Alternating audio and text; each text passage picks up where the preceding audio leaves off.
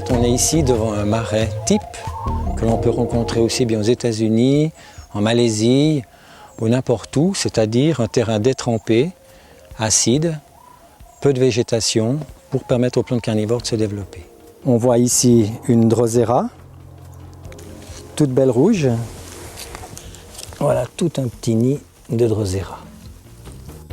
Donc j'ai découvert les plantes carnivores, ce qui m'a donné, je dirais, cette passion pour ces plantes, il y a ça 35 ans. Quand on avait de la peine à les trouver, ces plantes, il y a de ça longtemps, il n'y avait qu'un seul moyen, c'était se renseigner dans les pays concernés via les jardins botaniques qui nous aident volontiers, qui nous aidaient volontiers en nous envoyant soit des graines, soit des documentations. Nous sommes très nombreux en Suisse à faire ce hobby sur les plantes carnivores. On se rencontre une fois par année pour en discuter, pour en parler et avoir l'avis de grands spécialistes qui sont plutôt des botanistes.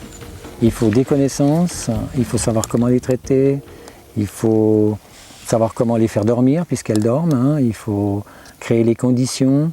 On ne peut pas les mettre comme ça sur la fenêtre avec un pot et puis une bouteille d'eau à côté, c'est pas suffisant. Depuis quelques années, on trouve dans les supermarchés, dans les grandes surfaces, des plantes carnivores qui viennent d'un peu partout dans le monde. Les gens achètent cette plante comme vous achèteriez un géranium en fait. Il n'y a pas d'explication. Une fois qu'ils ont cette plante, elle va peut-être pousser encore un petit peu pendant quelques jours et tout d'un coup, elle commence à décliner et elle meurt et ça les décourage parce qu'ils n'ont pas les informations.